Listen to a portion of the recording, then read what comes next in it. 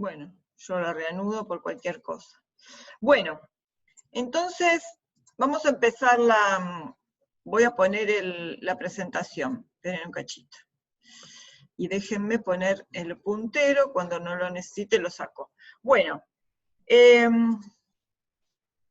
yo quería empezar esto, en realidad cuando hago un curso de posgrado lo pongo siempre al principio de todo, pero no quería dejar pasar esta oportunidad de que vieran esta frase. Esto lo dijo Sir Ronald Fisher, que lo vamos a ver mucho en el capítulo de análisis de varianza, el capítulo 7, porque Fisher trabajó mucho con lo que acá es el INTA, y en Gran Bretaña trabajaba con ese tipo de experiencias agronómicas. Entonces él inventó lo que vamos a llamar después el análisis de la varianza. Y la distribución de Fisher, vamos a ver mucho de él. Y él dijo esto: consultar a un estadístico después de que un experimento esté concluido, frecuentemente es como preguntarle, como pedirle que conduzca una examinación post-mortem. Él probablemente les podrá decir de qué murió el experimento. Y esto, que puede resultar gracioso y todo, puede llegar a ser trágico si ustedes se tomaron el laburo de tomar montones de datos cuando estén trabajando en la profesión, tomaron datos a trochimoche, gastaron en animales, todo, y después, si no diseñaron la experiencia de lo que quieren probar en su pregunta biológica, va a ser todo trabajo tirado, porque a veces no hay un buen método estadístico que pueda arreglar datos mal diseñados. Entonces, por eso, lo fundamental siempre es hacer un buen diseño de las experiencias. Eso, a la bioestadística la separamos en, primero que todo, ponemos diseño de la investigación. Hay que diseñar la experiencia antes de ponerse como loco a tomar datos. Después necesitamos describir esos datos, hacer un análisis exploratorio, que es lo que ustedes van a empezar en este trabajo práctico, análisis exploratorio. Y después, por último, lo que más les va a interesar, lo que se llama inferencia estadística, o sea, de los datos de su muestra, concluir acerca de la población, para ver si pueden responder a la pregunta biológica que se hicieron. Y antes de seguir, les voy a mostrar un grafiquito. Nuestro objetivo en la bioestadística va a ser obtener conclusiones biológicas para una población a partir de datos de una muestra. Entonces hay que imaginarse una población de individuos sobre la cual, a raíz de una pregunta biológica, ustedes se hicieron una pregunta y decidieron que tenían que medir una determinada variable. Ya saben lo que son las variables, ya lo vimos. Miden una o más variables. Y si ustedes se imaginan esa población de individuos hipotéticamente infinita, si pudieran medir las variables que necesitan, lo que tendrían es, déjenme poner, no puedo pasar, lo que tendrían es una población de observaciones, una hipotética población de observaciones de esa variable que midieron. Glucemia en una población de individuos diabéticos, lo que se puedan imaginar, una medición de un metabolito, lo que sea. Pero uno no tiene toda esta población de individuos, menos va a tener la población de observaciones. Entonces tiene que tomar una muestra. Las muestras siempre son de tamaño n. Y si uno piensa que esa muestra le puede medir esa variable, lo que va a tener es una muestra de observaciones, n datos, que son en general lo que van a constituir la base de datos que van a usar en este trabajo práctico. Pero esas muestras de individuos están constituidas por unidades experimentales. Es la mínima porción sobre la cual ustedes van a hacer una medida. Puede ser el individuo si lo pesan o lo miden, o miden algo sobre el individuo completo, pero puede ser una muestra de sangre, puede ser un trozo de piel, puede ser un animalito o un corte de cerebro, lo que sea, eso es una unidad experimental. Y si ustedes se imaginan que sobre esa unidad experimental le miden la variable, tendrán una observación individual, un dato, la glucemia de un individuo, la cantidad de lesiones que tuvo un ratón de la muestra, etc. Entonces, de las partes que vimos, lo que vamos a empezar a ver ahora, que es motivo de este trabajo práctico, es la estadística descriptiva, es describir esas muestras, lo que pasa en esas pequeñas muestras que están tomadas aleatoriamente de una población mayor. Y después, lo que vamos a ver va a ser el próximo capítulo, que va a ser inferencia estadística, que es lo que van a ver a partir de el que viene, asomándonos un poquito con lo que llamaremos intervalo de confianza, y después de lleno nos metemos en la inferencia en el capítulo del test de hipótesis, ANOVA y regresión. Y de esa inferencia estadística obtendremos conclusiones biológicas. La inferencia estadística nos va a llevar a responder preguntas o a hacer afirmaciones como la media de la glucemia en individuos que recibieron esta droga disminuye con respecto a la de la población de individuos que no la recibieron, por ejemplo. Y después la biológica será, adoptaré la droga porque demostró ser efectiva o lo que sea. ¿Bien? Bueno. La población esa de referencia a la que hablamos tiene que estar perfectamente identificada o definida, de tal manera que se pueda saber si el individuo pertenece o no a la población. Por eso uno dice, bueno, voy a trabajar con individuos diabéticos, es mi población objetivo. Pero tengo que excluir, por ejemplo, de ellos los que tuvieron una, no sé, radiografía con tal defecto en tal cosa, o con lo que tuvieron algún problema, algún otro problema extra a la enfermedad, que me pueda ocasionar sesgos o errores en las variables de medición. Entonces, todo eso tiene que estar definido antes de empezar a tomar la muestra. Pues si yo tengo un individuo que no pertenece a esa población, va a estar haciendo ruido en mis datos. De esa población de referencia tendré que tomar una muestra aleatoria, de modo tal que todos los individuos tendrían que tener la misma probabilidad de ingresar en la muestra. Obviamente que eso es imposible porque no me voy a ir a tomar muestras aleatorias de individuos de todo el país. Entonces uno en general trabaja en centros que congregan determinada población. Entonces, sobre esa población que llega a mi centro, que no es la población de todo el país ni de todo el mundo, de esa población yo tengo que tomar la muestra en forma lo más aleatoria posible. Lo más aleatoria posible significa que yo no voy a elegir los que pienso que pueden resultar mejor. Elijo todo, digamos, hago una selección sobre todo lo que llega a mi lugar de trabajo, lo más aleatoria posible. No sé dónde me fui.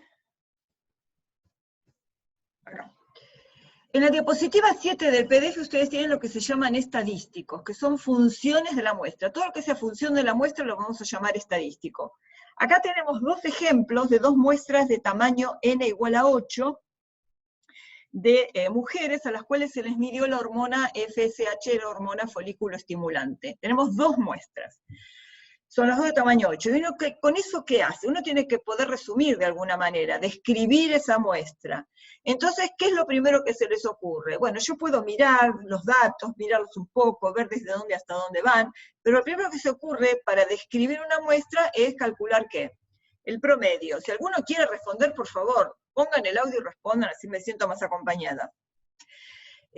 Uno lo primero que piensa es como el promedio, o sea, la medida de tendencia central, a raíz alrededor de dónde están representados mis datos. Entonces, para eso se define lo que llamamos la media muestral, que es el primero de los estadísticos que vamos a definir. Es una medida de tendencia central. Después vamos a hacer la generalización, pero es lo que a la muestra es lo que a la población era la esperanza. Es ahí donde está el centro de gravedad. Entonces, si la muestra la llamamos X1, X2, etcétera, hasta X sub n, donde nuestro X1 es el 4,8, X2, etcétera, hasta el X sub 8, ¿qué indica? ¿Cómo hacemos esta cuenta?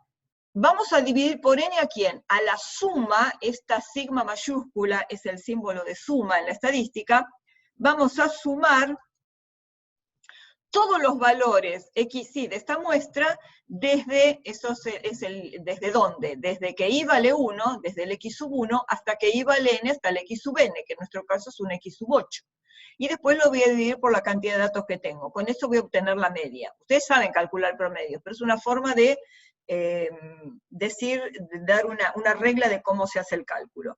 Cuando les calculamos la media, estas dos muestras, vemos que esta tiene una media de 6,5 y esta una media de 3,6. Entonces ustedes dicen, las mujeres que pertenecen a esta, que fueron tomadas de la población 1, tienen valores mayores, tienen una media mayor que las mujeres que fueron tomadas de la población 2, pues tenemos un 6,5 contra un 3,6. De hecho, si lo representamos, ustedes esto lo van a hacer en el Infostat, este gráfico lo pueden hacer en Infostat, después vamos a ver gráficos, un gráfico que se llama densidad de puntos, que es un gráfico exploratorio. Nosotros estamos explorando. Después les voy a mostrar cosas del Infostat. La variable que vamos a describir es la FSH y la tenemos clasificada en dos grupos, 1 y 2. Entonces fíjense que tenemos, los puntos rojos son los valores de la hormona, y los puntos azules son los valores de la media. Acá tenemos desde el 4,8 hasta el 7,8, fíjense que están ordenados, y acá tenemos desde el 2,3 hasta el 4,8, que es el mayor. Y fíjense que el menor de esta muestra es el mayor de esta. Y de hecho acá hay casi nada de superposición de los datos. Entonces uno podría decir que las mujeres de esta población, sí. ¿Quién quiere preguntar algo? ¿Pregunta? Bueno. Las mujeres de esta población tienen valores de FSH mayores que los de las mujeres de esta población. Y acá en el punto azul tienen las medias. Ahora fíjense otra cosa interesante. Ven, acá. Tenemos un FSH 3 y 4, tenemos otras dos poblaciones de las cuales tomamos 8 mujeres de cada una y les calculamos FSH. Miren una cosa, ¿qué notan? ¿Hay algo visualmente entre las 4 series que se note como distinto? ¿O llamativo? Que en el tercer y el cuarto grupo los valores están como muy dispersos. Muy bien, niño, ese es, dispersos. Ahora vamos a ver eso, exactamente esa es la idea. Pero miren lo llamativo, cuando le calculan las medias a estos datos, ¿qué pasó? Las medias coinciden, la de FSH3 coincide con la FSH1 y la FSH4 coincide con la FSH2.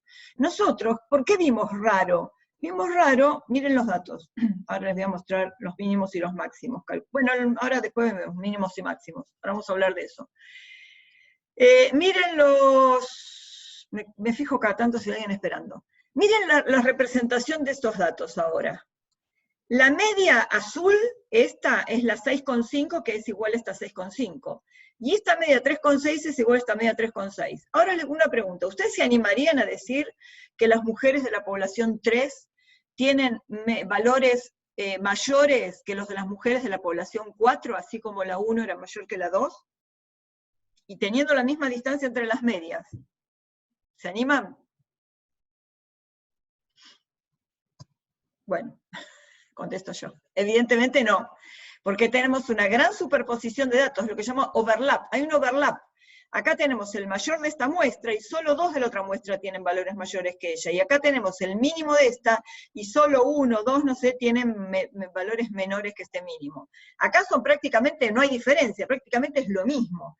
Entonces, no nos alcanza con medir la distancia entre las medias. No nos sirve solo eso. Miren además otra cosa más.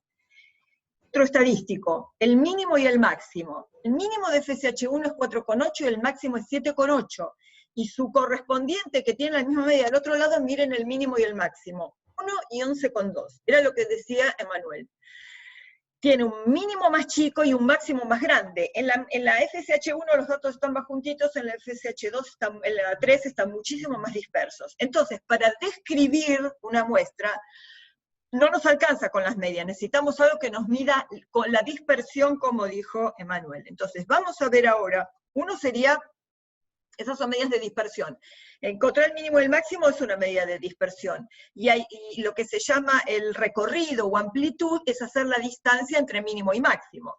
La distancia entre mínimo y máximo en la muestra 1, 7,8 menos 4,8 y una distancia de 3, una amplitud de 3, pero en la otra, 11,2 menos, la calculadora, 11,2 menos 1 es una amplitud de 10,2, de 3 a 10, o sea que ya vemos algo que es raro.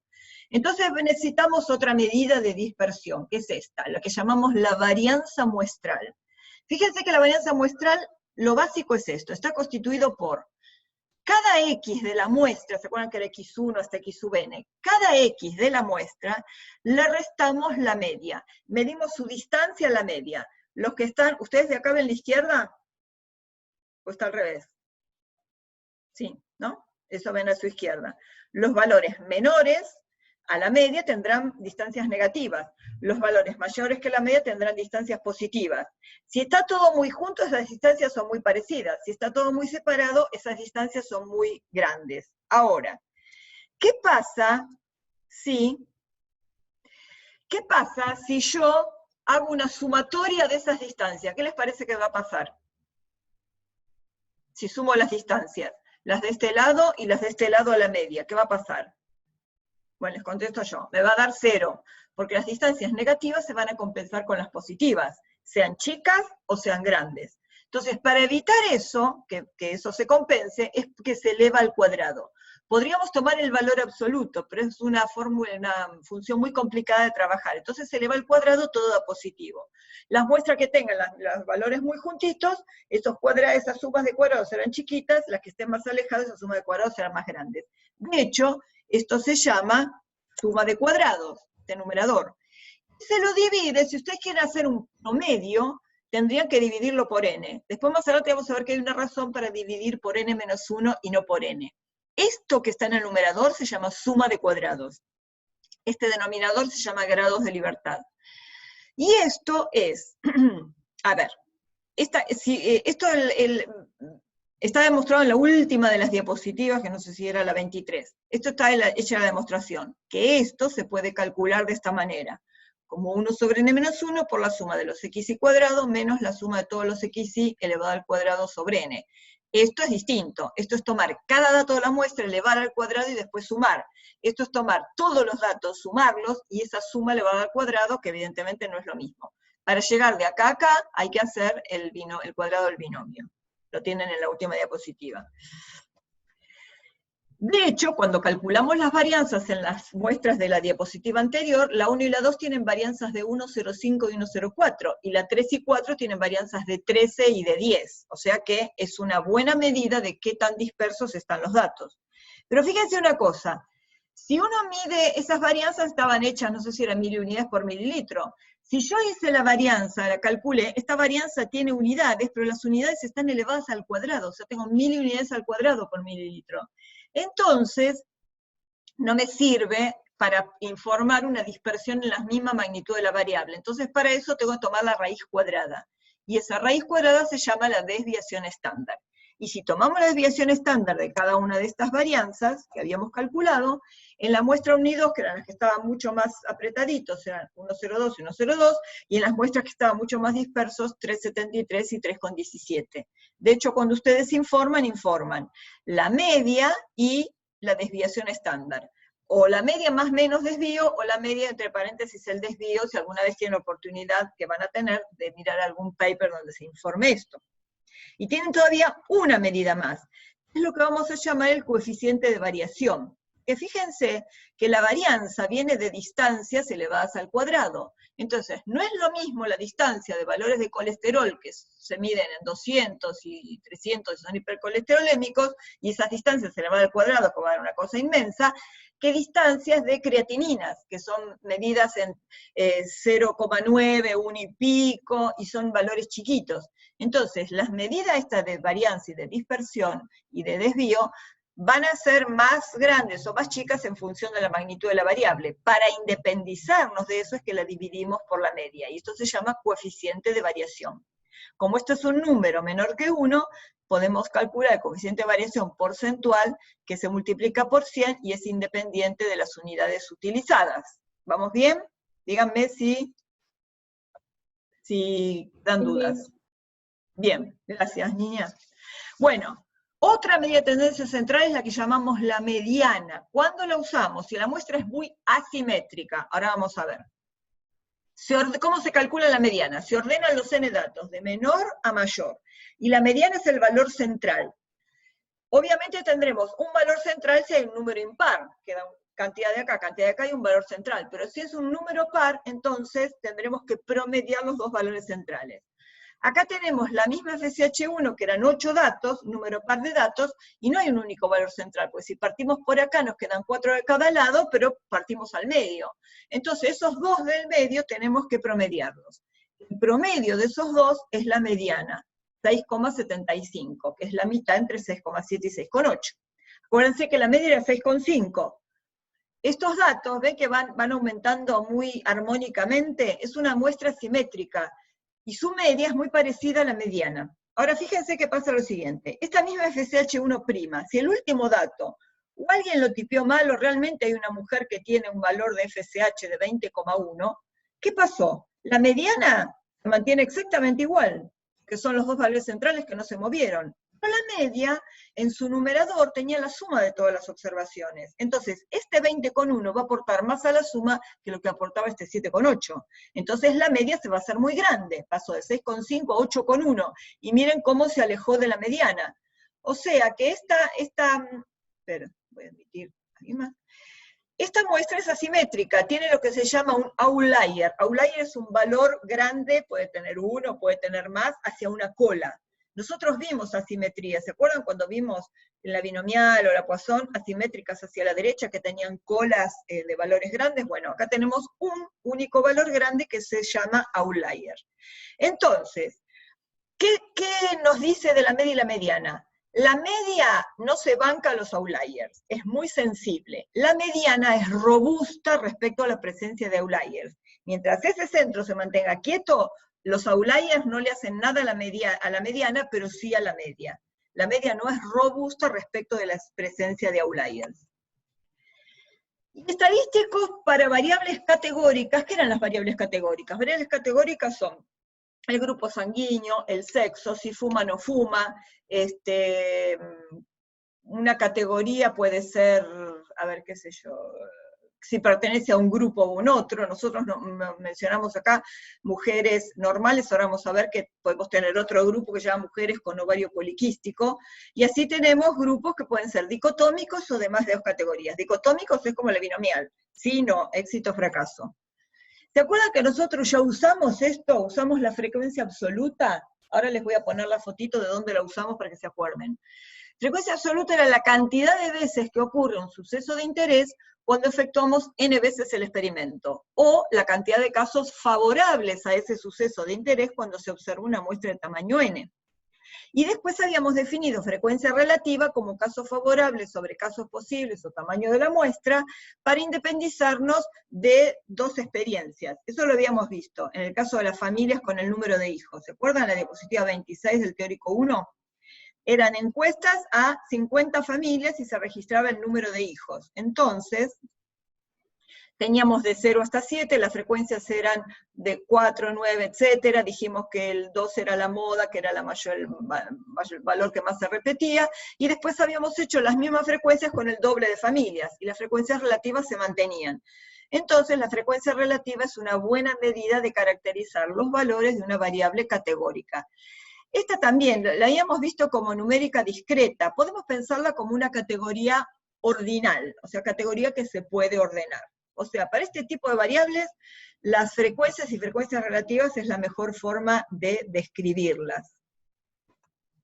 Acá les puse un resumen, después lo miran, de los estadísticos. De tendencia central, media y mediana, de dispersión, varianza, desvío, coeficiente de variación, y el rango, el máximo menos el mínimo, y en las categóricas, la proporción del atributo.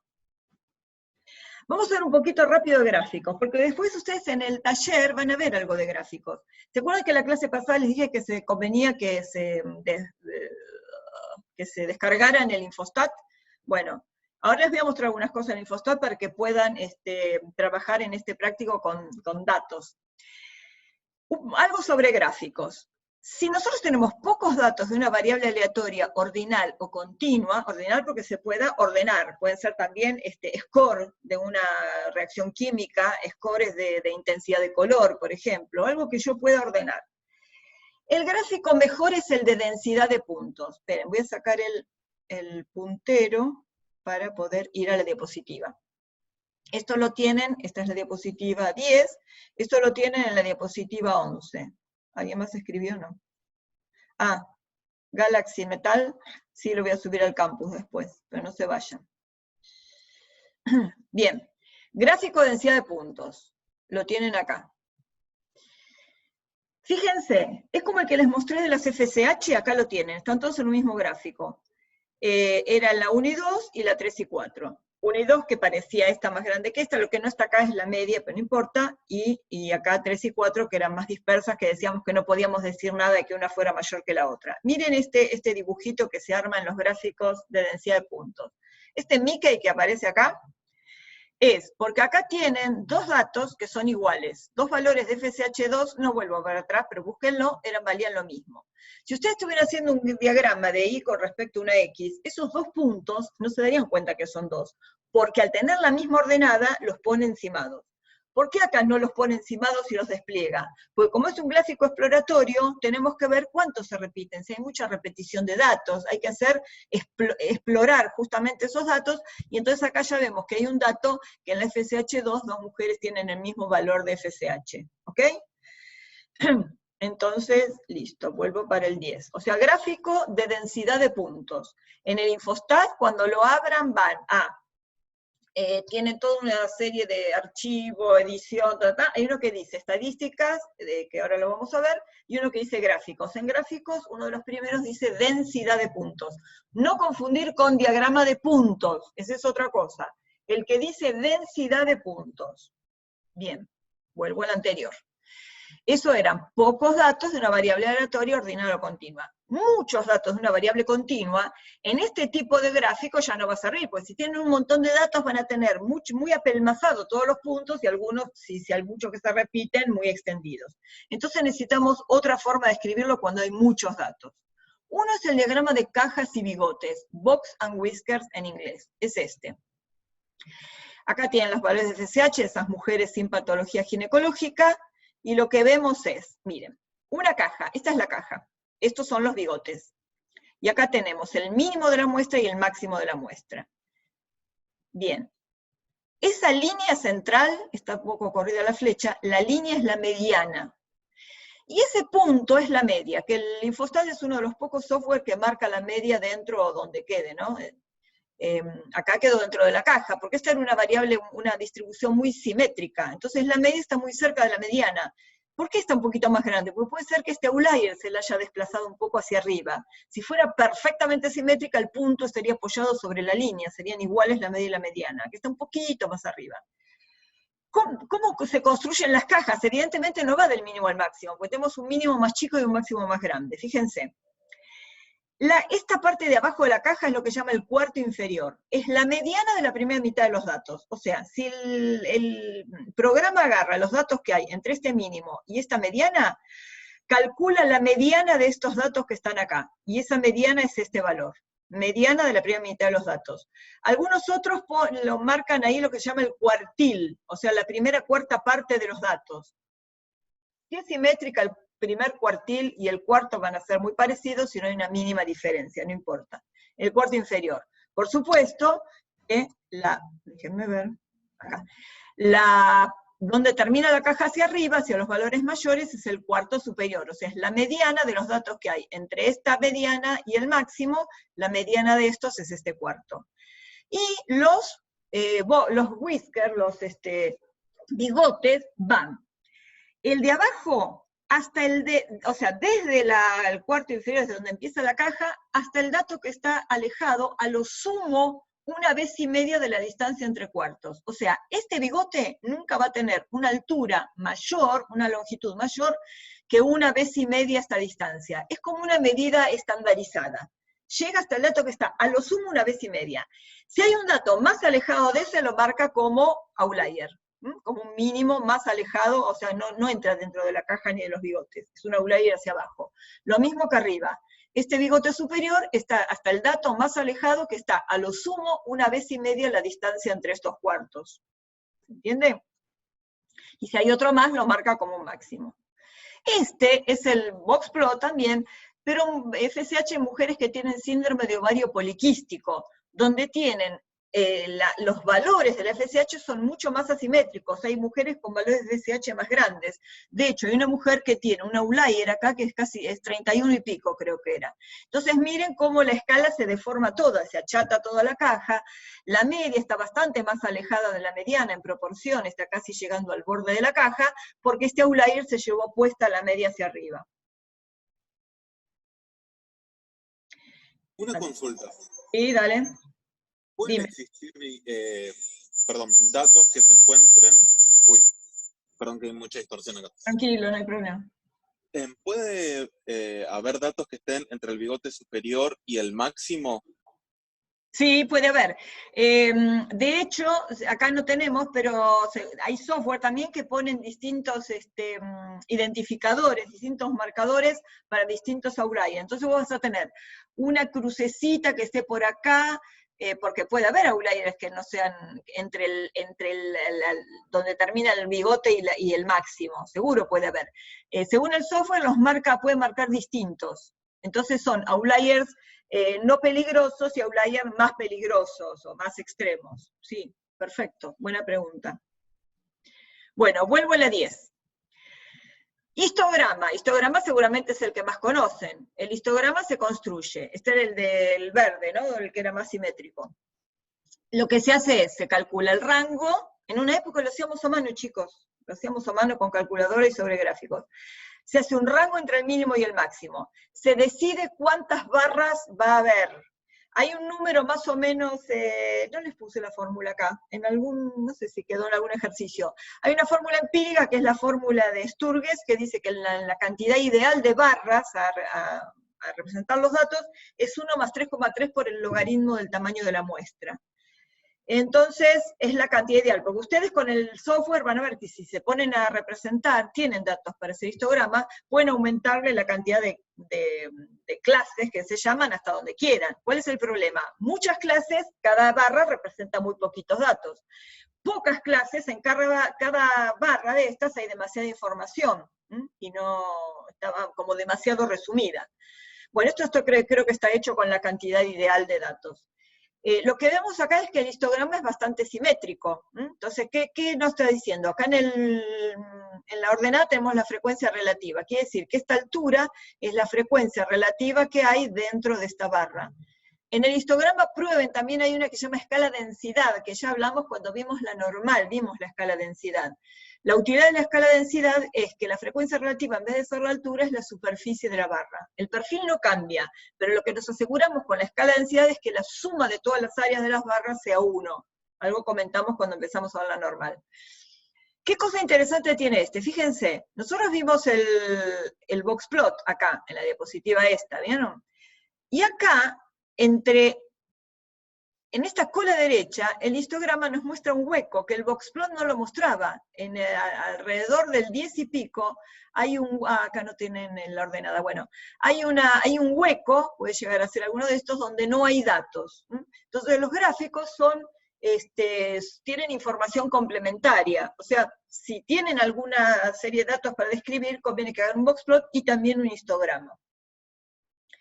Y este es el histograma de la FSH en mujeres con ovario poliquístico, que evidentemente tienen acá una asimetría tremenda, y acá tienen el dato ese que era casi de 31. Histograma.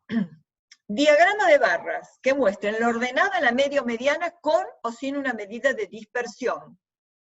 Son estos gráficos. Acá tenemos las mujeres normales y con ovario poliquístico, la FSH. Acá tenemos la media de dispersión es la desviación estándar, y acá está representada la media. Por defecto, si no le piden nada, representa la media, pero tienen un lugarcito donde hacen clic y pueden mostrar la media o la mediana. Y acá es la media más el error estándar, que después lo van a ver lo que es el error estándar. Es el desvío S sobre la raíz de n. Por eso parece más chiquito y quedan como más elegantitos los gráficos si miden como dispersión el error en vez del desvío. Y acá sin nada. Bueno, acá. Porcentajes o proporciones de eventos en un total. Es el típico diagrama de tortas circular o gráfico de sectores. Esta era una muestra, se había hecho una encuesta de 1.320 mujeres, que se les preguntó, en el mismo momento se las encuestó y se les pregunta, ¿tenés hipertensión? Contestaba sí, no. ¿Fumás? Contestaba sí, no. Y toda la información se vuelca acá. Esto es una tabla de contingencia. Nosotros vimos tabla de contingencia. Cuando vimos el de fumadores, no fumadores, mujeres y varones, ¿se acuerdan? Bueno. Acá era una encuesta sobre 1.320 mujeres. Fíjense que acá lo que tenemos es solamente el tabaquismo. Acá nos está diciendo que fuman un 37%, no fuman un 63%. ¿De dónde sacamos estos porcentajes? Fíjense, del total de las 1.320 mujeres, nuestro denominador es 1.320, los casos posibles. ¿Cuáles son los casos favorables a FUMA? Los que dicen FUMA sí, acá, 488 sobre 1320 es el 37 y algo por ciento, 36 y algo creo que era. Las que no fuman son 832, fíjense que acá hipertensa no juega en este partido, acá es nada más que fuma o no fuma. 832 que no fuman sobre un total de 1320, es este no 63% de no fumadoras. Y acá, bueno, mi código de colores es verde lo bueno, rojo lo malo, así que las que fuman son un 37% versus un 63% que no fuman. Y acá tienen los dos eventos mezclados. Déjenme correr esto, para que no moleste. Acá tienen los dos eventos mezclados. Acá tienen, esto lo van a hacer en particiones, creo que sí, en particiones tienen, cuando vayan al gráfico de sectores. Eso háganlo en el taller después. Acá tienen las fumadoras por un lado y las no fumadoras por el otro. Entonces acá tienen una tabla separando. Ya digo, esperen. Quiero achicar esto sin que me ocupe toda la pantalla. Ahí está. Acá tienen, las fumadoras, ¿cuántas son? Son un total de 488. Ay, no les puse el cálculo acá, bueno, verifíquenlo ustedes. Esperen, voy a minimizar el chat. Y voy a minimizar acá. Avísenme si hay alguno que tenga que entrar. ¿Dónde estaba? Acá. Fumadoras. Estoy en estas, en las 488. De acá, estoy haciendo la probabilidad de, o sea, la frecuencia de ser hipertensa o no hipertensa, dado que estoy en las fumadoras. Acá estoy haciendo una condicionada, aquí están las fumadoras. Mi total es 488. Si hacen 327 no hipertensas sobre 488, va a dar un 67%, que es este que está acá. Si hacen 161 hipertensas dividido 488 fumadoras, es este 33% que tienen acá de hipertensas, dado que fumadora, ven que acá es el 100%. Si consideramos esta torta, este pastel, el de las 832 no fumadoras, 642 sobre 832 es 77,2, que son las no hipertensas, y 190 dividido 832 son las 22,8 que son hipertensas. Entonces uno mira y dice, opa, en las fumadoras hay 33% de hipertensas versus un 23% de no fumadoras. Pregunta, ¿alguien se animaría a decir que el fumar causa hipertensión? A ver, ¿alguien que conteste? ¿Nadie? Nadie contesta. Alguien que conteste, a ver. Yo no diría que puede causar hipertensión, pero se podría ver como que puede llegar a afectarlo de alguna manera. No es que estamos viendo que fuma y es hipertenso. Perfecto, perfecto. Esa es la respuesta. No, estas tablas no infieren causalidad, sí lo que se llama asociación. O sea, la hipertensión está asociada al fumar. Hay una asociación porque vemos mayor porcentaje de hipertensas en las fumadoras que en las no fumadoras. Ahora, para decir que el fumar causa la hipertensión, debe haber un montón más de cosas, porque los fumadores además toman mucho café. ¿Y qué tal si es el café el que causa la hipertensión y no el fumar? O sea, podemos ver asociación, pero no establecer causalidad de las tablas de contingencia, y menos en este caso, donde uno lo que hizo es lo que se llama un diseño transversal. En la misma encuesta se les preguntó las dos cosas. No es lo mismo que yo hubiera agarrado mujeres fumadoras y no fumadoras y seguirlas hasta ver, ¿sí? Si desarrollan hipertensión, o tomar hipertensas y no hipertensas, ir para atrás y ver si fumaban o no fumaban. ¿Está bien? Bueno, eso es otro capítulo enormemente hermoso de estadística, que es variables categóricas, que lamentablemente no podemos llegar a ver en detalle. Bueno, volvemos a la 10. Relación o asociación entre dos variables ordinales o continuas es el típico diagrama de dispersión, ejes coordenados cartesianos ortogonales. Acá sí, si hay dos puntos que tengan la misma altura y el mismo peso, no me voy a dar cuenta. Acá tenemos peso en función de altura. No me voy a dar cuenta si hay algún punto que coincida, obviamente. Pero ¿para qué se hacen estos gráficos?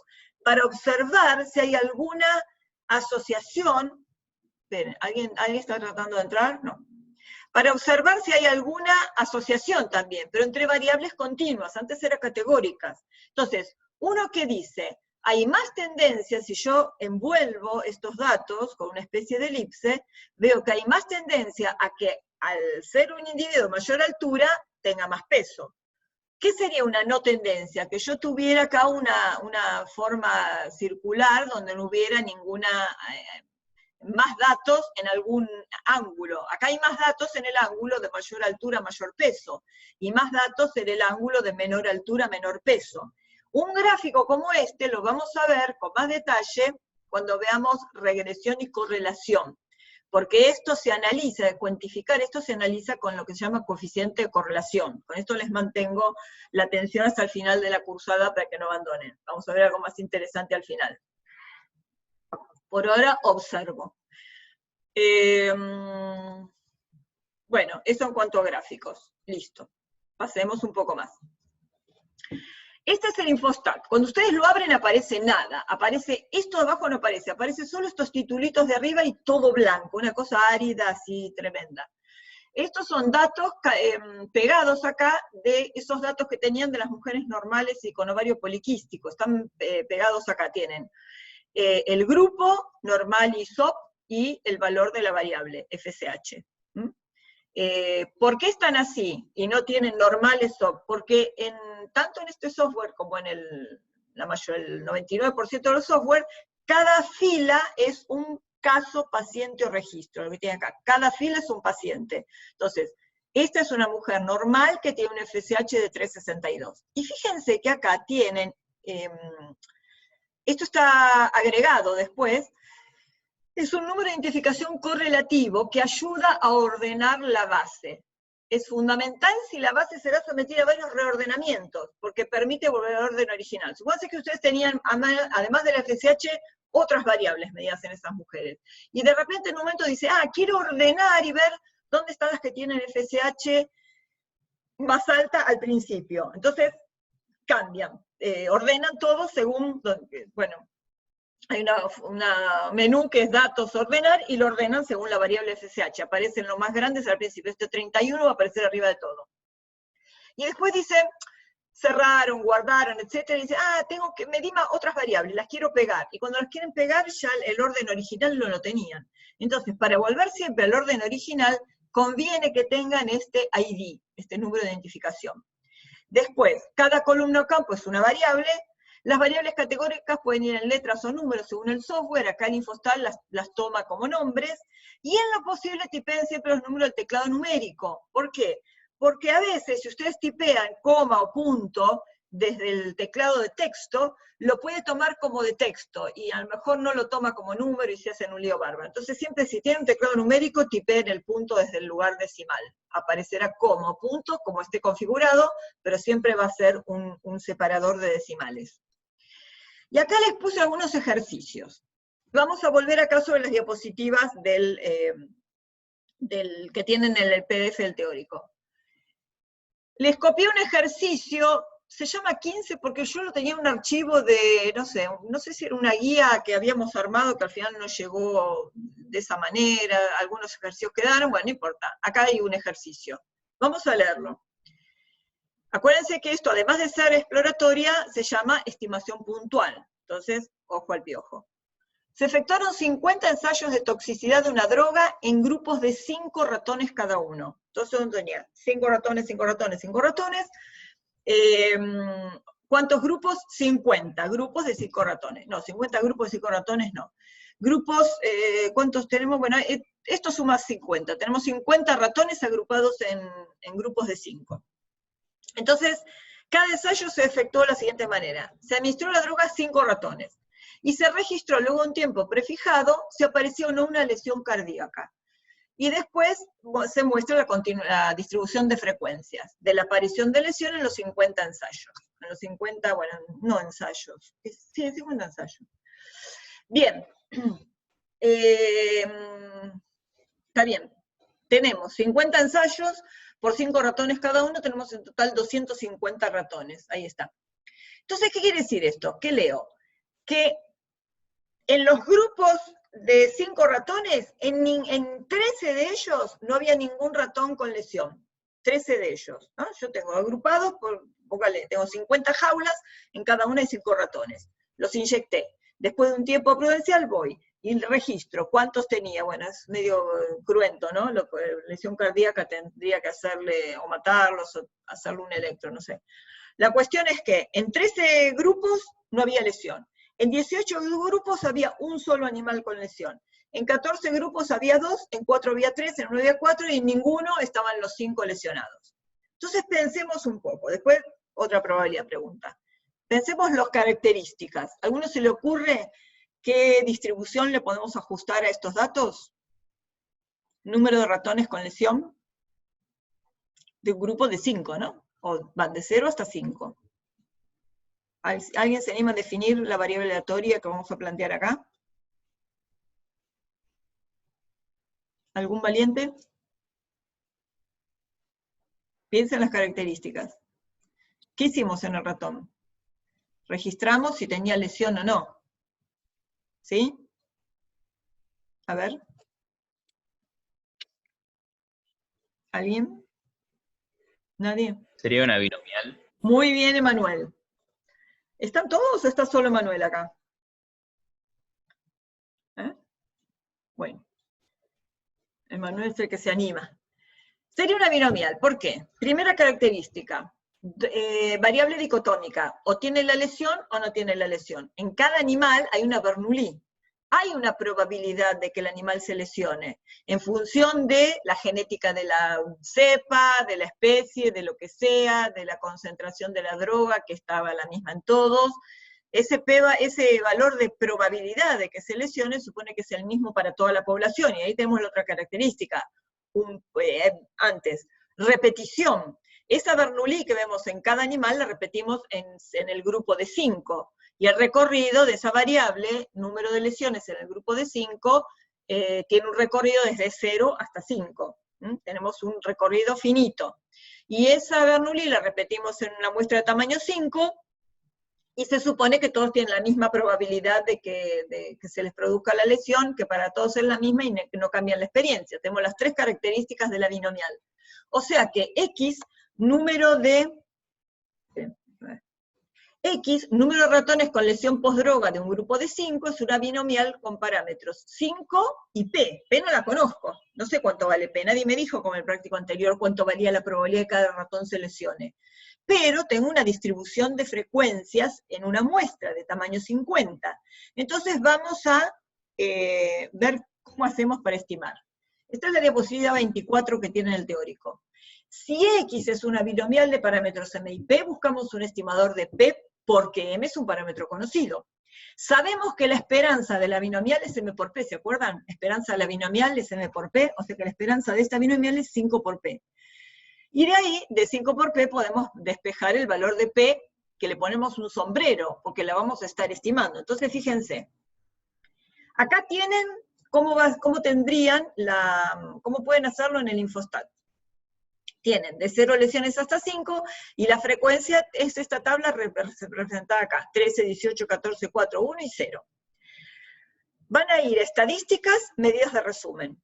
Acá aparecen todas las variables, el caso, lesiones y frecuencia. La variable que queremos describir es las lesiones, pero la frecuencia, fíjense que acá abajo dice frecuencia solo una, mandan el dato de la frecuencia. ¿Me siguen? Y ahora quiero ver ¿cómo voy a estimar ese P? Pero fíjense una cosa, la esperanza es M por P, pero yo la esperanza, ¿con quién la puedo estimar? Con la media. Ahora esta fórmula la tienen más desarrollada abajo. Entonces me interesa la media. Entonces, una vez que de las medidas de resumen acá, lo que me interesa es la media. Puse el N para verificar que el N es 50, y la media de toda esta muestra es 1,24. ¿Cómo se calculó esto? Se hizo en el numerador la sumatoria, X por su frecuencia, ¿no? X por su frecuencia. Y después se lo dividió por 50, que era el tamaño total. El software lo hizo por nosotros.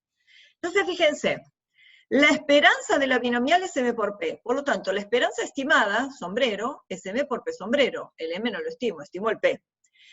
Pero la esperanza sombrero es el X barra. O sea que de acá, de esta fórmula, m por p sombrero igual x barra, puedo despejar p sombrero, que es x barra dividido m, el m pasa dividiendo. X barra dio 1,24, lo hacen con la calculadora, acá está hecho con el Infostat, lo dividen por 5, y el p sombrero es 0,25. Entonces, ahora decía, ya sé cuánto vale el p sombrero, o sea, ya sé de esa población de ratones, cuál es la probabilidad de que al recibir esa droga en esas condiciones, un ratón de esa población desarrolle la lesión cardíaca. Y esa probabilidad es 0,25. ¿De acuerdo? Entonces, esperen, vuelvo para atrás. Pregunta, estimar la probabilidad de que si administro la droga a 10 animales, la lesión cardíaca no aparezca en ninguno de ellos. Pero ahora cambio el M. Si cambio el M, tengo que cambiar la definición de la binomial, porque los parámetros son M y P. Si cambia el M, va a cambiar la distribución de probabilidades. Entonces tengo que definir una nueva variable, que llamé I, que es el número de animales con lesión postdroga de un grupo de 10.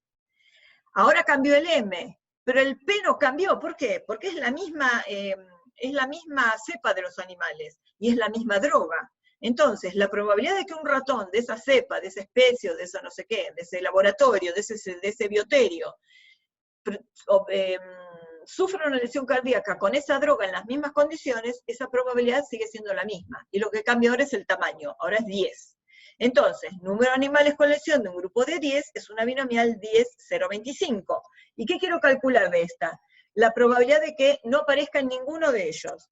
Entonces, es la probabilidad estimada que I tome el valor 0. Es binomial 0,10,025. Eso, recuérdenlo del capítulo 3 de binomial.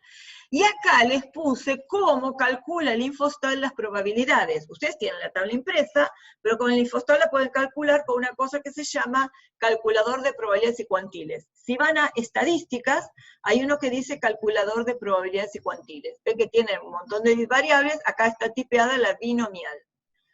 La binomial con parámetros, ahí lo llama n, np, nuestro n, que es nuestro m, es 10, y el p 0,25.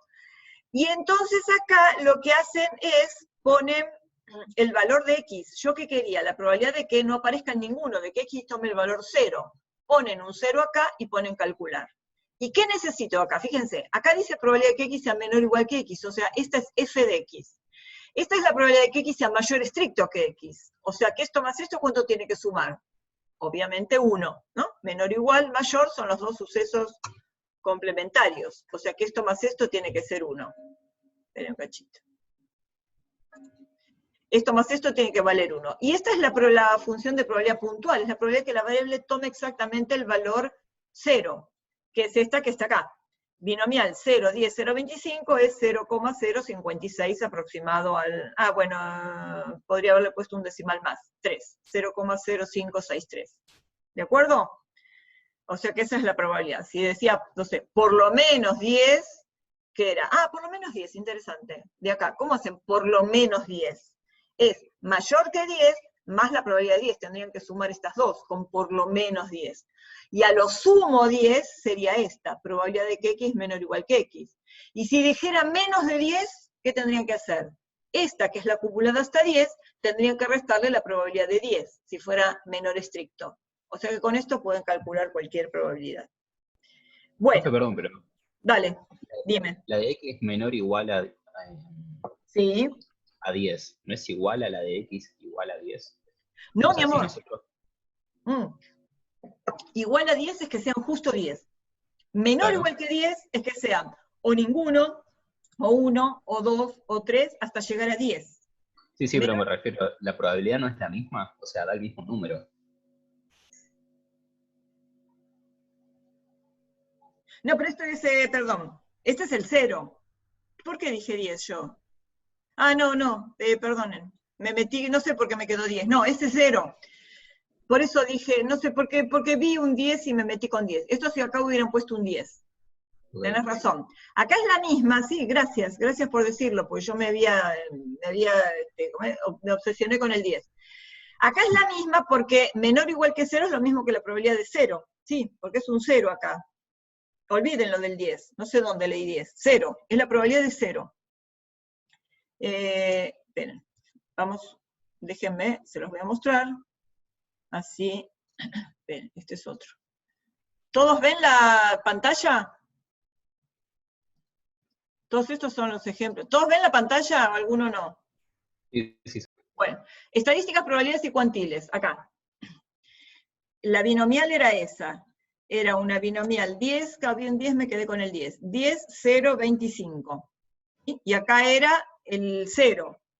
Acá es el 0, es lo mismo que tienen ahí. Ponen calcular y aparecen esas mismas probabilidades. Ponele que en vez de 10 fuera, no sé, 5.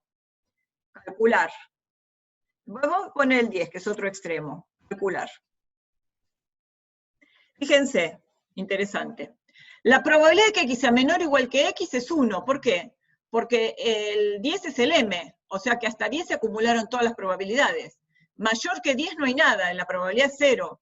Igual a 10 es muy chiquita, porque justo el valor 10 con una P de 0,25 es muy chica la probabilidad de que justo que los 10 se infecten. ¿Ven que es 9,5 por 10 a la menos 7, se ve? Si yo pongo un 5 acá y pongo calcular, f de 5 es 0,9803. La probabilidad de 5 es esta, y la de mayor estricto que 5 es esta. Esta más esta, si la suman da 1, y si quiero la probabilidad de que x sea menor estricto que 5, va a ser esta, que es lo acumulado hasta 5 inclusive, pero esto hay que restarle la probabilidad de 5, que es esta. O sea, con esto arman todas. ¿Se entendió? Ahí se entendió mucho mejor. Sí, gracias, profe. Gracias. Chicos, yo me embalo con algo, ustedes párenme si ven que me mandé alguna metida de pata como esta. No sé por qué me metí con el 10. Bueno, ¿está bien? O sea que después, bájense, saben que se pueden bajar el Infostat con una versión estudiantil, ¿no? Entran a infostat.com.ar, se bajan la versión estudiantil, que por acá abajo a la derecha de la página dice versión estudiantil, se la bajan, les piden unos datos, creo, no sé si dónde estudian o qué, y tienen una versión por un año. Y prueben el calculador de probabilidades y cuantiles con las binomiales, las Poisson, la normal, tienen todo. Bueno, ¿listo la binomial? Otro ejercicio. La siguiente tabla corresponde a la distribución de frecuencias de ciertos microorganismos hallados en muestras de 3 mililitros de una suspensión. Entonces tienen X, número de microorganismos en muestras de 3 mililitros. Tienen 0, 1, 2, 3, 4 o más. Separó ahí 4 o más. Y tienen frecuencia. La suma de esas frecuencias, no sé si sería 100, no, es más de 100, ¿no? Hay como 200 ahí, la suma de las frecuencias. Esperen, voy a poner la suma de estas frecuencias, bueno, suma un montón, no se me ocurrió poner el total, no importa. Igual después seguro que aparece. Bueno, se supone, ya está Poisson, bueno, les iba a preguntar qué suponían, pero evidentemente acá el modelo es Poisson, ¿se acuerdan que era número de ocurrencias en un determinado superficie o volumen? Acá es una Poisson de modelo espacial. Entonces tenemos la distribución de frecuencias. Sean los sucesos A, en una muestra de 5 mililitros de suspensión se hallaron por lo menos 2 microorganismos. B, en una muestra de 5 se hallaron a lo sumo 3. A partir de los datos de la tabla, estimar la probabilidad de B dado A. Así que ahí les metí uno con condicional para que vean cómo usarlo. Definición de la variable. X es el número de microorganismos en un volumen de 3 mililitros. Fíjense que en Poisson siempre tenemos que definir el volumen o superficie o el tiempo considerado, porque esto es lo que determina, además de la densidad, esto es lo que determina cómo va a ser la distribución de las probabilidades. O sea que siempre hay que caracterizar, hay que declarar qué volumen es o qué tiempo, lo que sea. Esto es una Poisson de parámetro lambda. Y yo, obviamente que no tengo el parámetro, tendré que estimarlo a partir de los datos de la muestra. Entonces, ¿se acuerdan? En la diapositiva 25 tienen estimadores del parámetro lambda de la Poisson. Si X es Poisson de parámetro lambda, buscamos un estimador de lambda. Sabemos que la esperanza de la Poisson es lambda. También era la varianza, pero lo que nos interesa es la esperanza. La de la Poisson es lambda. ¿Con quién estimamos a la esperanza? Con la media muestral. Entonces, lambda sombrero va a ser exactamente la media muestral. Yo necesito la media muestral. Acá tienen, hecha con el Infostat. Acá tiene número de microorganismos de 0 hasta 4, el 4 más lo dejamos en 4, porque no sabemos los que siguen, lo dejamos en 4. Y las frecuencias hasta ahí. ¿Qué le pedimos? La media. El n efectivamente era 200, y le pedimos la media. Da 1,50. Quiere decir que el lambda sombrero es 1,50. Entonces, ahora fíjense otra cosa. En una muestra de 5 mililitros se hallaron tanto, en una muestra de 5 mililitros. ¿Qué pasó? Cambiamos el volumen. Si cambiamos el volumen hay que definir una nueva variable de Poisson, porque al cambiar el volumen va a cambiar toda la distribución de probabilidades. Entonces, nuestra nueva Poisson, que llamamos I, es número de microorganismos en un volumen de 5 mililitros. Y esta tiene una Poisson de parámetro lambda, les puse sub I para diferenciarla. Entonces, ¿cuál es la estimación de ese parámetro? ¿Cuál es nuestro lambda sub I sombrero? Es densidad por volumen. Pero nosotros teníamos un lambda para 3 mililitros, y teníamos que era 1,5 microorganismos sobre 3 mililitros. Pero esta sería la densidad. Acuérdense que la densidad era la magnitud por unidad de volumen, o sea, microorganismos por mililitro va a ser esto. Pero nuestro nuevo volumen son 5 mililitros. Si hacen esa cuenta, mililitro se va con mililitro y queda 2,5 microorganismos. Acuérdense que lambda tiene las mismas unidades de la variable, número de microorganismos.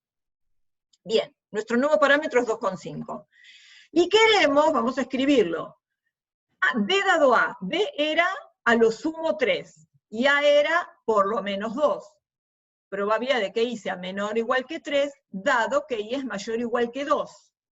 A lo sumo 3 incluye el 3, y por lo menos 2 incluye el 2. Por eso este es menor o igual y este es mayor o igual. A dado B era la probabilidad de intersección sobre la probabilidad del que condicionaba, mayor o igual que 2.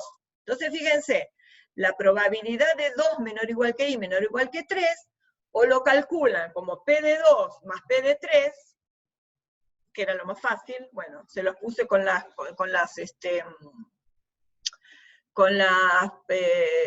función de distribución. Acá tienen todo.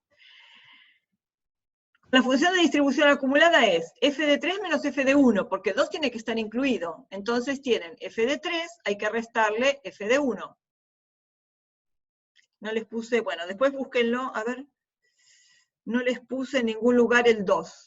Bueno, no importa. Les copié nada más que 1. Después si quieren busquen el 2 para ver cuál es la probabilidad de 2 para hacer probabilidad de 2 más probabilidad de 3. Me falta la puntual de 2. Esperen, admitir. Bien. Entonces acá, si queremos con la función de distribución, es f de 3 menos f de 1. Porque como el 2 tiene que estar incluido, tengo que hacer f del anterior a 2. Porque yo acá le voy a estar restando la probabilidad acumulada hasta 1 inclusive, la de 0 y la de 1. F de 3 menos F de 1 sobre probabilidad de que X sea mayor o igual que 2 es igual a 1 menos la probabilidad de que X sea menor y estricto que 2. Y menor y estricto que 2 es menor o igual que 1, por eso es 1 menos F de 1. Entonces acá tienen la binomial, la Poisson, las dos con parámetro 2,5, acá tienen para el valor 1, esperen, déjenme correr esto. Acá tienen para el valor, vamos a ver 3 primero, f de 3. Acá tiene el valor 3. F de 3 es este, probabilidad de que X sea menor o igual que X. O sea, menor o igual que 3. 0,7576, ¿no? Porque el que sigue es un 7. F de 1, acá tienen 1, P de X menor o igual que 1 es 0,2873, que es este. Y acá tienen 1 menos f de 1, o sea, 1 menos esto. Hacen la cuenta y 0,6570. Acá les copié lo mismo, pero la función de distribución acumulada de la Poisson con parámetro 2,5, esas mismas probabilidades las tienen acá. F de 3, 0,7576, F de 1, 0,2873. ¿Ok? Si quisiera calcular F, bueno... No, después se los dejo para ustedes. Vayan a la función de probabilidad puntual y vean que esta cuenta es lo mismo que el numerador, P de 2 más P de 3. ¿Ok? Bueno, no sé si les hice mucho quilombo, pero espero que lo hayan entendido. Perdón, profe, y el 0,6570, esa es la probabilidad de encontrar esta cantidad de microorganismos en un volumen de 5. 5, sí. Perfecto, no lo volvemos a pasar. Ya cambió a 5, así que ya nuestro 3 desapareció. Nuestro 3 era para estimar el parámetro. Ahora todas las preguntas son en un volumen 5, por eso todo tiene un lambda de 2,5. O sea que esto es la probabilidad de que una muestra, sabiendo que tiene a lo sumo, por lo menos tiene 2, pues la probabilidad de que además tenga menor o igual que 3. Ese es 0,6570. ¿Está bien? Perfecto, ok, gracias. No. Pasemos a la otra. Lo que nos queda para estimar parámetros es la normal, la que nos quedaba. Otro ejemplo. Los siguientes valores de beta 2 microglobulina fueron medidos en 10 pacientes que sufren leucemia linfática crónica. La muestra fue tomada al azar de los registros de los hospitales oncológicos de la Ciudad de Buenos Aires y se supone que la distribución de la variable es aproximadamente normal. Estimar a partir de los datos de la muestra la probabilidad de que en la población de pacientes con LLC el valor de la beta 2 micro supere los 3 miligramos por litro. Bueno, acá ya nos dicen que es aproximadamente normal, ya estaba estudiada la variable, y tenemos una pequeña muestra de tamaño 10, con la cual, si quiero estimar esa probabilidad, tengo que estimar los parámetros. Entonces, acuérdense, definamos la variable. Nivel de beta 2 micro en pacientes con LLC es una normal con parámetros muy sigma, no conocemos ninguno de los dos. Pero, la diapositiva 23 del teórico les dice, si X es normal mu sigma, buscamos los estimadores de mu y sigma. Acuérdense que la esperanza de la normal era mu, por lo tanto, ¿con quién vamos a estimar la esperanza? Con la medida de la muestra. La varianza de la X de la normal era sigma al cuadrado, ¿con quién la estimaremos? Con el S cuadrado. Entonces, de esta variable, fíjense que acá están pasados los 10 datos de la variable, del 2,3 hasta el 2,5, y acá, como en medidas de resumen, le pedí la media y el desvío. ¿Por qué? Porque como después seguramente vamos a estandarizar, le pedí el desvío para estandarizar a la X, ¿no? Entonces, mu sombrero es 2,47, que es la media. Sigma sombrero es el S, que es 0,9346. Y la probabilidad que queremos calcular es que si yo tomo al azar un individuo de esa población de pacientes con leucemia linfática crónica, tenga un nivel de beta 2 micro mayor que 3. Acá el mayor y mayor igual no importa porque es continua. P sombrero de que X sea mayor que 3. Una recomendación. Si les toca resolver un problema de este tipo, donde tengan que hacer estimación puntual de los parámetros, no se olviden de ponerle un sombrerito a la P, porque la probabilidad no está calculada, sino estimada. Es una probabilidad sombrero. Así que vean que todo, donde aparezca la probabilidad y los parámetros, todo tiene un sombrerito de estimación. Entonces, la probabilidad estimada de que X sea mayor que 3, estandarizamos. A la X le restamos el mu sombrero, lo dividimos por el sigma sombrero. Al 3 le restamos mu sombrero, lo dividimos por sigma sombrero. Esta X estandarizada es una Z. Acá también le puse igual, se podría haber puesto un aproximado, pero bueno. Con que esté el sombrero es suficiente. La X estandarizada es una Z, el 3 estandarizado es el 0,57, probabilidad de que Z sea mayor que 0,57 es 1 menos la probabilidad del complementario, menor o igual que 0,57, y ese es F de 0,57. Y ese lo pueden ir a buscar a la tabla de normal, el F de 0,57, o leerlo acá en probabilidades y cuantiles del Infostat. Acá ven que tenemos normal, por defecto aparece media 0 y varianza 1. Si usan cualquier otra normal, lo meten acá. De hecho, podían haber puesto acá el 2,47 y acá la varianza, el 0,9346 al cuadrado, y directamente, acá ponían el 3 en vez del valor estandarizado. Ay, lástima que no se los puse. Bueno, si se los subo después, si me acuerdo, les voy a agregar el otro cálculo. Lo que pasa es que no tenía mucho más lugar, pero bueno, en algún lugarcito se los voy a meter. Entonces, ¿qué quiero ahora? Quiero F de 0,57. Entonces, para una media 0, varianza 1, la normal, pongo el 0,57, y F de 0,57 es este, P de X menor o igual que X, 0,7157, aproximado del cuarto decimal. Y el valor de la probabilidad 0,2843. ¿Cómo lo interpretamos? Vamos a darle una interpretación. Esperen. Acá. El resultado se puede interpretar como, si seleccionamos al azar un paciente con leucemia linfática crónica, hay una probabilidad 0,2843 de que tenga un valor de beta 2 micro mayor que 3. O bien, un 28,43% de los pacientes, esta probabilidad multiplicada por 100, de que los pacientes con leucemia linfática crónica tengan valores de beta 2 micro mayores que 3. O sea, 28,43% de esa población tiene valores de beta 2 micro mayores que 3. Esa sería otra interpretación. Déjenme ver. Acá, ahí les puse que la demostración de esa propiedad, que dice demostrar, está acá al final. Esperen. Después les voy a mostrar si quieren ese cálculo de probabilidades y cuantiles en el Infostat. Bueno, la cosa era, esta es la definición de la varianza muestral S cuadrado, la que vimos antes. Era sumar desde igual 1 hasta n, cada xi menos la media de la muestra, cada uno de estos sumándose elevado al cuadrado, se suman y se divide por n menos 1. Esto, acuérdense que dijimos que lo primero que había que hacer era desarrollar el cuadrado del binomio. Entonces, tiene el cuadrado del primero, menos, porque uno es negativo, el doble producto del primero por el segundo, más el cuadrado del segundo. O sea, como es más de los x barra al cuadrado, esto quedó positivo. Bien. Ahora tienen, déjenme ver qué hay acá. Acá está metida la sumatoria dentro de estos términos. Entonces tengo, por un lado, sumatoria de los xy cuadrado. Listo, sumatoria de xy cuadrado. Acá tengo sumatoria de esto.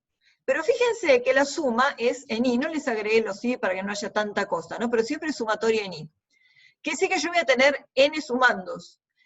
Pero entonces esos n sumandos voy a tener 2 por x barra por x1, más 2 por x barra por x2, etc. 2 por x barra se mantiene constante en todos los sumandos. Por eso salió acá fuera de la sumatoria. Voy a tener menos 2 por x barra, que es el factor común, por la suma de los xy. Y acá tengo más sumatoria de los x barra cuadrado. Sumo esto. Eso es aplicar la sumatoria. Ahora tengo 1 sobre n menos 1, suma de xy cuadrado, sigue como suma de xy cuadrado. Y acá fíjense, sumatoria de los xy está reemplazado por n por x barra, porque sale de acá. Si x barra es 1 sobre n por la suma de los xy, la suma de los xy, si la despejo, este n pasa multiplicando y es n por x barra. Quiere decir que esta suma de los xy, voy a poner el puntero, esta suma de los xy es lo mismo que poner n por x barra. Por eso ahí tienen el unito ahí. Más, ahora fíjense lo interesante. Acá están sumando en i, a x barra cuadrado. Pero todos esos términos tienen el x barra cuadrado es el mismo. Entonces están sumando n veces x barra cuadrado.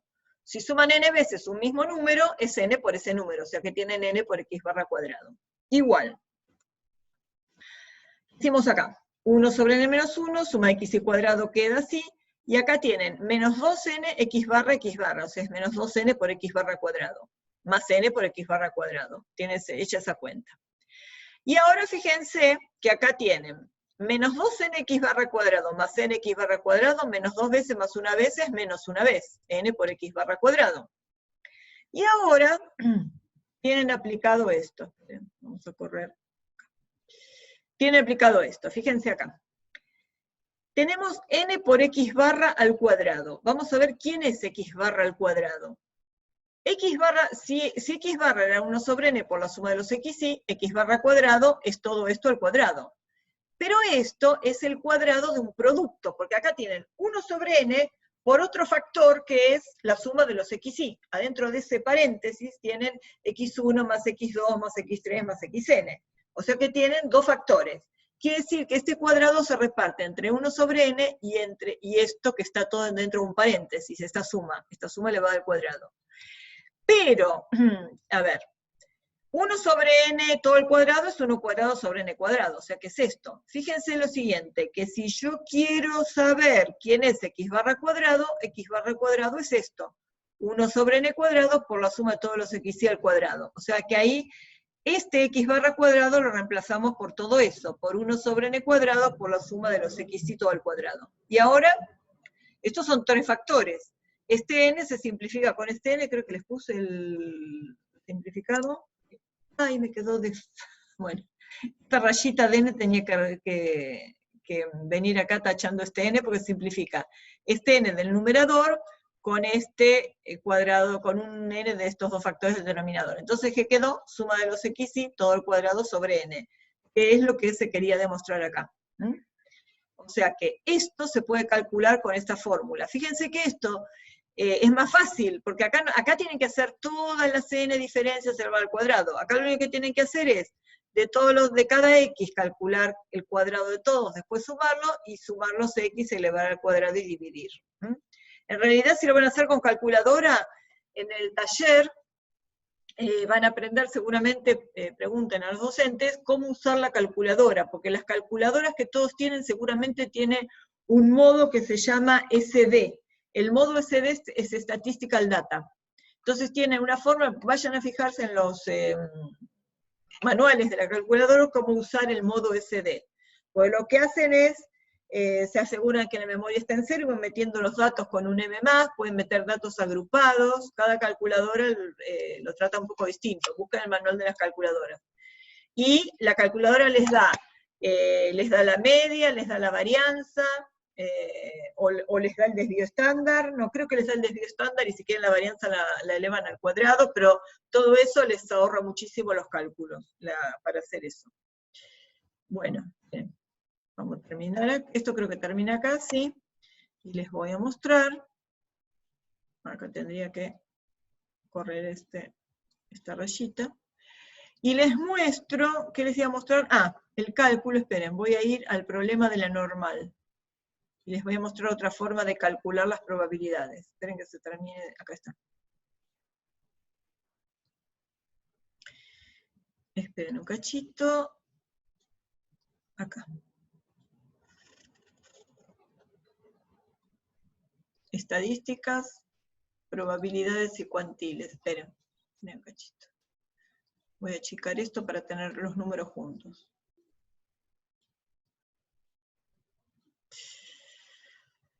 Queríamos, acá, mayor que 3. Entonces, estadística, probabilidades y cuantiles. Voy a achicar más todavía. Estadística, probabilidades y cuantiles, acá está. Por defecto, cuando abren probabilidades y cuantiles, aparece la normal 0,1. Entonces, normal 0,1 ya vimos cómo calcular ahí. Vamos a usar como si fuera la esperanza, la X barra que calculamos, acá el coma sí lo tienen que poner desde el texto, si no, no se los va a agarrar. 2,40, igual no se preocupen, no es que tienen que memorizarlo, fíjense, yo pongo el punto de acá, 2,47, supónganse que le pondría a calcular, me dice las probabilidades deben ser mayores que 0 y menores que 1. Les va a tirar algo de error. ¿Por qué? Porque lo tomó, ¿ven? Algún parámetro no es un número, porque lo tomó como si fuera un punto de texto. Así que la coma pónganla desde el teclado de coma. 2,47 la media. Y la varianza, esperen un cachito. Ese era el desvío. A ver. Esperen, de paso, si tengo ventanas, déjenme ver. Acá está, la beta 2 micro. ¿Se llega a ver? Son los datos estos. Estadísticas, medidas de resumen.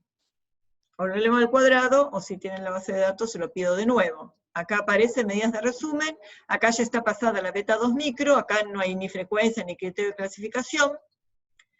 Y entonces acá tienen n, media desvío, le agrego la varianza, porque quiero que me dé la varianza. ¿Pueden ver que pueden calcular montones de cosas? Aceptar. Y acá tienen, déjenme mostrarles, tienen para aumentar los decimales. ¿No?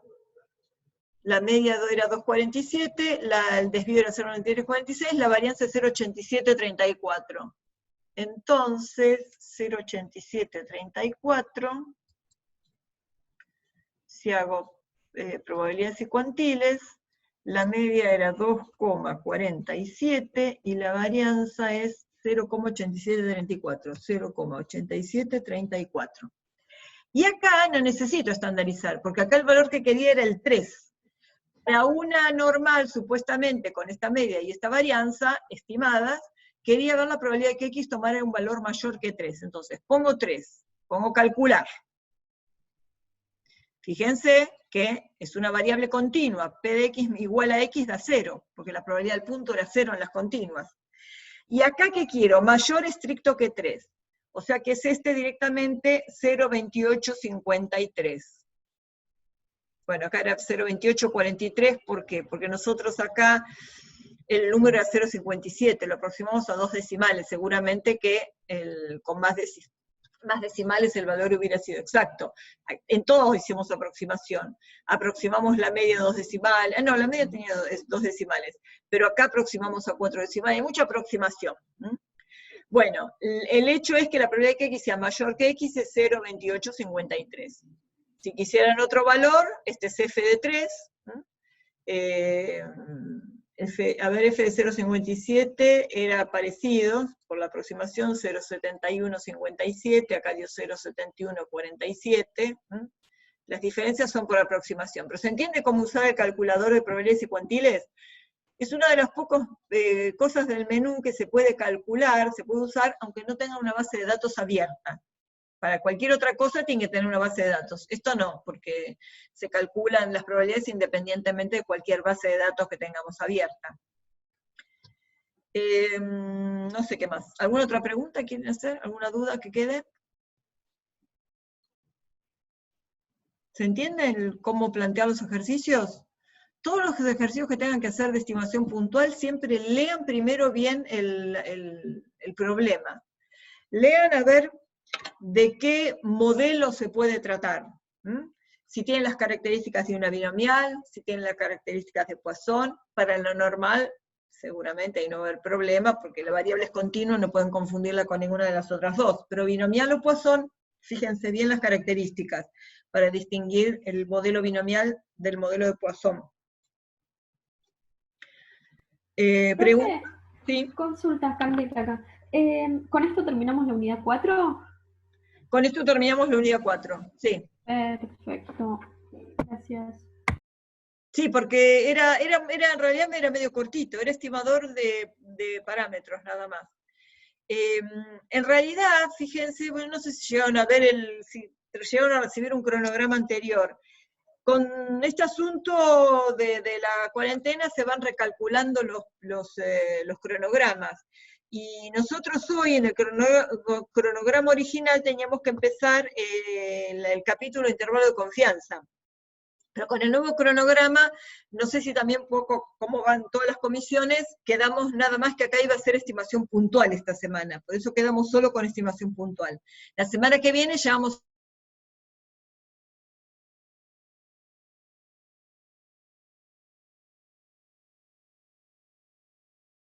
el audio, ahí está. No sé por qué se me terminó el audio.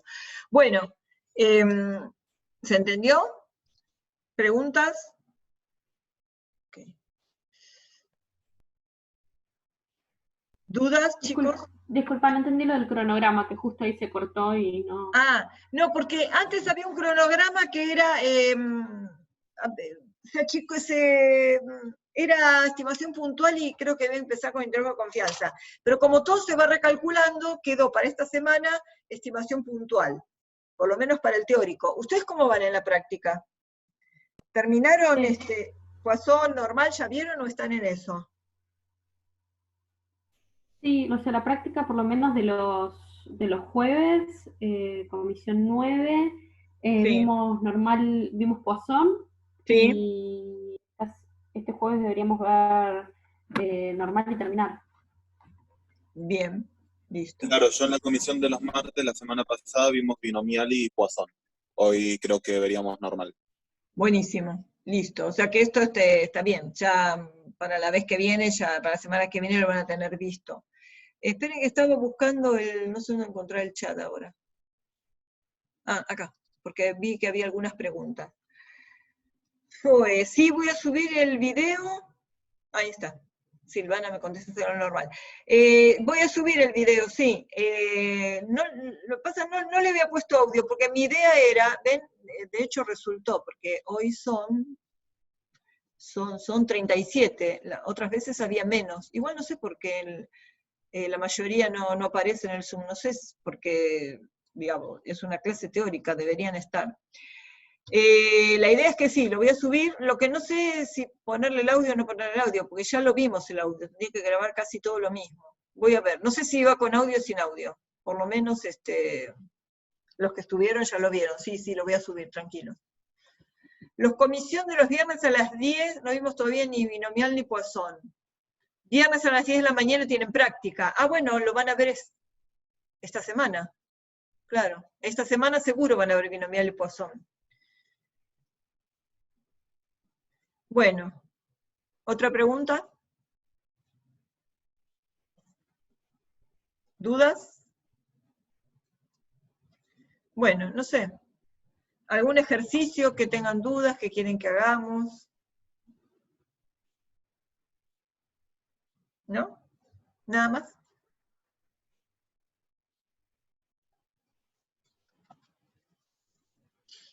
Bueno.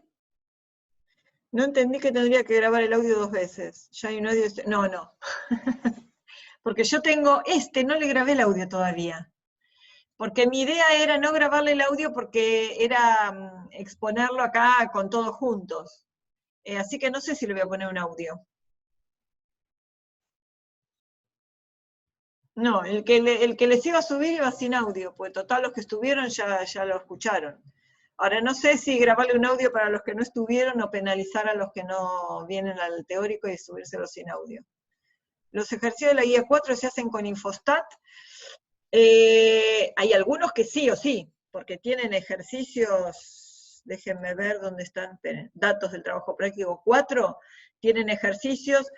Acá, a ver, esto es el ejercicio 4.3. Si son todos los mismos ejercicios, son estos. Ejercicio 4.3. 4.4, bueno, es fácil. 4.5. Ven acá, 4.4 es un antes y después. Entonces ahí sí tiene que estar uno al lado del otro, porque es el mismo individuo. 4.5, controles y esclerosis múltiple, un puntaje de una prueba. 4.6, este es interesante para que calculen la media y la mediana. Y vean, la mediana, les cuento algo de la mediana, en todas las bibliografías, las medianas se introducen a partir de estos datos que son muy asimétricos como los sueldos de un lugar. Entonces ustedes tienen, esto era de un gran laboratorio, ¿no? Los sueldos quedaron, bueno, tiene unos años este ejercicio. Era un salario de 1.500 pesos, era lo que ganaban la mayor parte de los individuos de un gran laboratorio. Después venían creciendo con menos frecuencia hasta cosas muy grandes. Se dan cuenta que esta es una distribución totalmente asimétrica. Entonces, si ustedes calculan la media de estos datos, la media de estos datos da, a ver, esperen, control copy, de paso les muestro algo. Vamos a hacerlo con el Infostat. Saco esto, archivo, nueva tabla. Ustedes van a abrir y van a pedir una nueva tabla. Y acá pueden copiar, fíjense que acá lo copié con el nombre de la variable. Entonces ponen botón derecho, pegar incluyendo nombres de columna. Ah, está bien, ya sé lo que hizo. Entre salario y pesos había un espacio. Entonces les creo como una columna nueva. Esperen, voy a eliminar esta columna y voy a dejar nada más que el salario. Ay, no. Acá. Profe, no podemos ver su pantalla. Vemos solo su cámara. Porque ya sé lo que pasó. Ya sé lo que pasó. Cuando me hace ese mensaje se me desconfigura esto. Ahora sí, ¿no? ¿Ahora sí? Sí, sí. Bueno, me preguntaba, entonces estaba mostrando bases de datos de esta práctica. Y de acá el de los salarios, acá. Lo copió en dos columnas distintas porque acá había un espacio entre salario y pesos. Pero otra vez se lo tendría que eliminar, bueno, no importa. Salario. Entonces la idea es, si yo le pido estadísticas, vamos a hacer, esperen, para que vean la asimetría, un gráfico. Histograma, un histograma de los salarios. No, histograma no, porque es una variable muy discreta, tiene pocos valores. Vamos a hacer, a ver, déjenme ver. Vamos a hacer un boxplot, gráficos. Boxplot, gráfico de cajas. Salario. Para que vean lo asimétrico, miren. Es tan asimétrico que ni siquiera se ve la caja. ¿Ven? Hay una caja muy chiquitita ahí abajo y los grandes de este lado. Estos grandes ya se fueron directamente desde el máximo, ya son tan outliers que ni siquiera se puede ver nada, o sea que con boxplot no se ve nada. ¿Qué gráfico podemos? Vamos a dibujar un histograma, por más que no sea muy continuo. Histograma, por lo menos para que vean la asimetría. Bueno, por supuesto es una cosa horrible. Tampoco se ve nada. ¿Cómo se podría ver? A ver. De barras tampoco. ¿Saben lo que hay que hacer con esto? Hay que hacer lo siguiente. Hay que hacer estadísticas. Los dejo para que si se animan lo hacen. Tablas de contingencia. Salario. en criterio de clasificación, va a ir en filas, y esto olvídenlo, lo de abajo es esto. Acá les queda una tabla de total y porcentaje. Entonces, si se animan a hacerlo, van acá al final que dice generar tablas de datos a partir de las tablas de los resultados. Total, después les queda en el tabla de contingencia, sí, quiero eso. Que muestre, que me lo pase a una tabla, a una base de datos. Le saco este final y quiero que me represente el porcentaje. No. Sí, el porcentaje en función del salario. Entonces quiero hacer un gráfico de barras donde me muestren la variable el porcentaje y el salario en el criterio de clasificación. El total no me interesa. Ninguna medida de confianza y acá. Ahí está. Este sí es un lindo gráfico para observarlo. ¿Ven este gráfico? Saco título. Ahí tienen un 50 y pico % de personas que ganan 1.500, acá está la mayoría, y después va bajando los sueldos a medida que aumenta el salario. Entonces, esta distribución es completamente asimétrica. Entonces, cuando ustedes acá le pueden aumentar el tamaño de la barba, que es un poco más grande, cuando ustedes quieran hacer la media de esto, estos datos se van a llevar puesta la media y les va a dar una media inmensa. Miren lo siguiente, estadística, medidas de resumen. Salario, no. Esperen, no, voy a volver acá, a esta base de datos. Estadística, medidas de resumen. Salario. N media, desvío y varianza. Mediana, esto es lo que más me interesa. Desvío y varianza no me interesa mucho, me interesa más describirlo esto, media y mediana. Miren lo siguiente. La mediana es 1.500. ¿Qué quiere decir que la mediana es 1.500? La mitad de los individuos ganan menos de 1.500, o sea, o hasta 1.500. Y la media da 5.141. Entonces, ustedes escriben esto, dicen, el salario promedio de este laboratorio es 5.141, pero esto no refleja ni por asomo lo que está sucediendo acá, que la mitad de los individuos ganan hasta 1.500 o menos de 1.500. Fíjense lo siguiente. Acá están ordenados, ¿no? Sí, están ordenados, 1.500, 3.000, etc. Miren lo siguiente, teníamos 100 registros, hay 100 personas acá, entre operarios y grandes, grandes directivos. Entonces, fíjense, ¿dónde estaría la mediana? Si tenemos 100 datos, la mediana sería el promedio entre el dato 50 y el 51. Entonces, fíjense que el 1.500 se repite hasta acá. El dato 50 y el 51 son 1.500, por eso la mediana es 1.500, es el promedio entre estos dos. ¿Se dan cuenta? Entonces yo tengo la mitad de los individuos ganan menos hasta 1.500, y la otra mitad ganan de 1.500 hacia arriba. Por eso la mediana es 1.500, y eso es más representativo que la media. La media no me representa nada, parecería, está muy sobrevaluada. Bien. 4, 5, 4, 6. ¿Ven? Acá tienen, ¿cuántos datos? Tienen 40 datos. O sea, muchos de estos conviene que los hagan con el Infostat. Acá tienen 150 datos en el ejercicio 4.9. Cantidad de partículas en muestra. No me acuerdo cuál era el 4.9. 4.10. Algunos los pueden hacer con calculadora, pero son mejor hacerlo con el programa. Tienen que tipear demasiadas cosas. Esto eran alumnos de un curso. Había que hacer varias cosas con el ejercicio 4.12. A ver si está acá. 4.12. ¿Ven? Todos los que dicen PC son para que lo hagan con la computadora. 4.12. ¿Ven? Tienen un montón de cosas a calcular, porcentajes, etc. Eso lo van a ver en el taller. 4.13 está para hacer con PC, 4.14 con la computadora, 4.15, o sea, muchos tienen que hacerlo con la computadora porque son montones de datos. ¿Qué otra duda? ¿Alguna otra pregunta? Una pregunta les voy a hacer, a ver.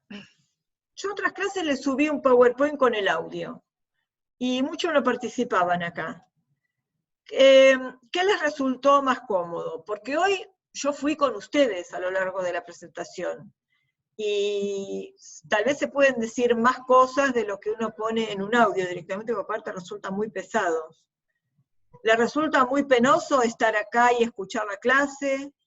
¿Prefieren tener el PowerPoint con un audio para escucharlo después más tarde? O voy a tratar, si quieren, de subir, lo que pasa es que son tan pesados, el video de esto. Voy a ver si lo puedo subir a algún